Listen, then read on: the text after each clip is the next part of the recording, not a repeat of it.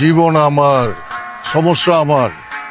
মাথা ব্যথাটা যদি আপনার হয় তাহলে আমার পরামর্শ হইতেছে প্যারাসিটামল 3 বেলা। আমি তো নিষ্পাপ মাসুম, কিচ্ছু করি না, এমন একটা পোলা। তাই পোলা না,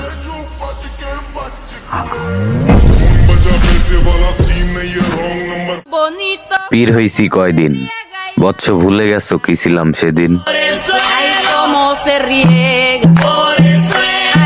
হ্যালো গাইস, কেমন আছেন সবাই? আশা করি সবাই অনেক অনেক ভালো আছেন। বরাবরের মতো আমাদের নতুন আরেকটি ভিডিওতে আপনাকে স্বাগতম। আজকের ভিডিওতে আপনারা দেখবেন সোশ্যাল মিডিয়া সহ বিভিন্ন শর্ট প্ল্যাটফর্মগুলোতে রাতারাতি ভাইরাল হওয়া অ্যাটিটিউড কিছু ডায়লগ, যে ডায়লগগুলো ব্যবহার করে বর্তমান জেনারেশনের পোলাপাইনরা এলাকায় ভাব দেখায়। তুমি আমারে দেখো, আমি কোনো মাইয়া মুইয়ার ভিতরে আমি নাই। পোলা মানুষ জীবনে বিদেশ যাবো, টাকা পয়সা কামাইবো, মায়া মানুষ এমনি ফুরফুরে চলে যাইব। ওই সকালে নাস্তার পর একটা, দুপুরে একটা, খাওয়ার পর আর রাইতে ডিনারের পর একটা টান্না দিলে কেমন জানি লাগে, মানে কি জানি খাই নাই, অস্থির অস্থির লাগে। সুতরাং গাইস, আমাদের সাথে আপনিও অ্যাটিটিউড কাকে বলে, কত প্রকার ও কি কি সবকিছু একসাথে জানতে আজকের ভিডিওটি সম্পূর্ণ দেখার অনুরোধ রইল। কেননা শেষে এমন কিছু ডায়লগ রয়েছে যা আপনার রক্ত গরম করে দেবে। জাগ্গা পোলাপাইন জিত করলে বাদশা, আর মাইয়ারা জিত করলে ওই জগে পানি দে। আর হ্যাঁ গাইস, ভিডিও শুরুর আগে যারা এখনো আমাদের চ্যানেলটি সাবস্ক্রাইব করেননি তারা অবশ্যই সাবস্ক্রাইব করে পাশের বেল বাটনে ক্লিক দিয়ে রাখবেন। ধন্যবাদ। সময় কম, শুরু করো। সো গাইস, লিস্টের শুরুতেই দেখবেন অ্যাটিটিউড কিং পাশা ভাইয়ের ভালোবাসার অলিগলি নাটকের রক্ত গরম করা একটি ডায়লগ। আমার কাছে যে মেশিন আছে ওটি বললাম অবৈধ না, লাইসেন্স করা, আইন কানুনও জানি, সবসময় বাইর করানো যায় না। আর যদি বাইর করে ফলায়, লাশ না ফলায় কিন্তু। ভাই রে ভাই, পাশা ভাই মানে আগুন, তার মুখের এক একটি লাইন যেন বারুদের মতো ফুটে ওঠে। ঠিক আছে, আমরা কেস উঠায়েন না, আমরাও দেখি কি করতে পারি। পরে শহর থেকে কেউ হারাই গেলে আবার কাইদেন না। আপনি কি আমাকে থ্রেট দিতেছেন? পাশা কাউরে থ্রেট দেয় না, পাশার আওয়াজটাই একটা থ্রেট।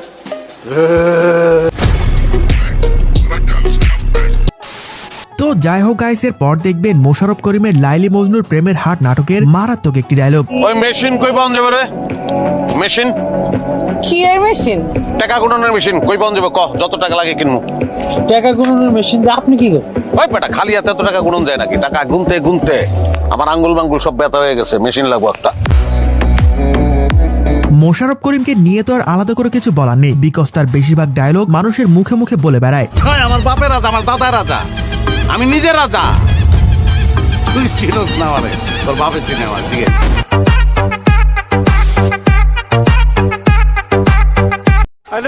সো গাইজ, এর পরে রয়েছে নারায়ণগঞ্জের কিং শামীম ওসমানের স্টেজ কাঁপানো রক্ত গরম করা একটি ডায়লগ।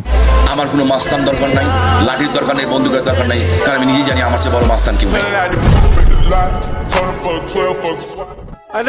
তো যাই হোক গাইস, এর পর দেখবেন টিকটকের নাম না জানা কিছু সেলিব্রিটিদের রাতারাতি ভাইরাল হওয়া অস্থির কিছু ডায়লগ। যাই করো নাই করো, স্বার্থে আঘাত দিও না, তুমি কে দ্বিতীয়বার ভাববো না। তোর সারাদিন কাটে নদীর তলে, আবার আইসা বলস তোর নামে ফরিও চলে, পিনিকে আসস লেবু খায়। সো গাইজ, এর পরে রয়েছে হোটেল রিল্যাক্স সিরিজে নোয়াখালীর জাকির ওরফে পাভেলের টিকটক কাঁপানো অ্যাটিটিউড একটি dialogue. Hey lady, this is Ju. Hello, I'm Oishi. Nice to meet you. Same here.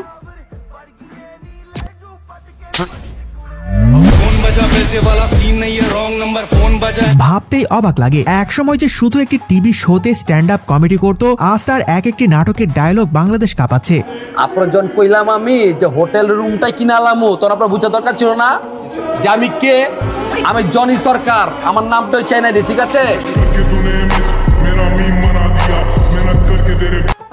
তো যাই হোক গাইস, এর পর দেখবেন ওমর অন ফায়ারের টিকটকের ফরেউতে ঝড় তুলে দেওয়া মারাত্মক কিছু ডায়লগ। যদি 2023 সালে আমার ব্যবহারে কেউ কোনো কষ্ট পেয়ে থাকেন, তাইলে 2024 সালে তারা আমার থেকে একটু দূরেই থাকেন, কারণ সাল বদলাবে, আমি না। অভাবের সময় অপমান গায়ে লাগাইতে নাই, তাই চুপচাপ সহ্য করতেছি। একবার কাটতে দেও অভাব, অনেক ভয়ঙ্কর হইব এই অপমানের জবাব। সো গাইজ এর পরে রয়েছে পলাশ ওরফে কাবিলার নেট দুনিয়ায় রাতারাতি ভাইরাল হওয়া দই নাটকের অ্যাটিটিউড একটি ডায়লগ। তুই একটা মেয়েকে প্রপোজ করছস, ওই মেয়ে তোকে রিজেক্ট করবে, আবার প্রপোজ করবি, আবার রিজেক্ট করবে, আবার প্রপোজ করবি, আবার রিজেক্ট করবে। এরকম করতে করতে তুই প্রপোজ করতেই থাকবি আর ওর তোকে রিজেক্ট করতেই থাকবে। এরকম প্রপোজ করতে করতে রিজেক্ট খাইতে খাইতে এমন একটা দিন আসবে যেদিন দেখবি একটা মেয়ে আচমকা তোকে প্রপোজ করে বসছে। তখন তুই কি করবি? এদিনে মুখে জড়ায় ধরবো।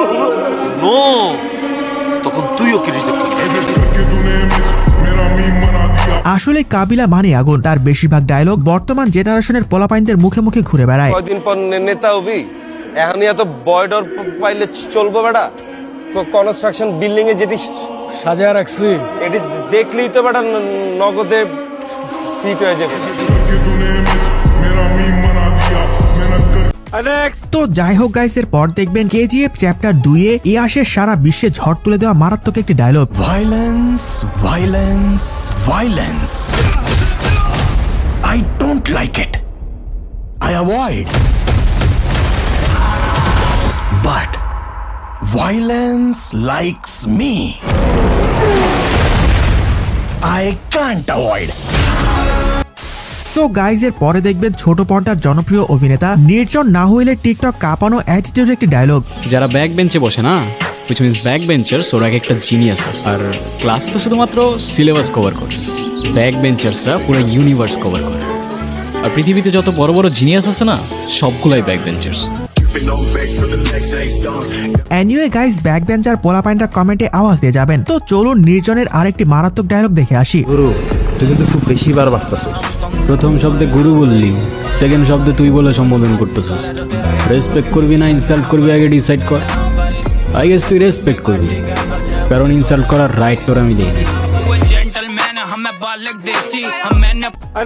তো যাই হোক গাইস, এর পর দেখবেন সোশ্যাল মিডিয়ার জনপ্রিয় content creator emotional man Liton ভাইয়ের অস্থির কিছু ডায়লগ। আমার বাবা আমার গর্ব না হলেও আমি কিন্তু আমার বাবার গর্ব হয়েছি। তোমরা বাবার হোটেলে খেয়ে দিন পার করলেও আমি কিন্তু নিজের টাকায় আমার বাবার নামে হোটেল লিখে দিয়েছি।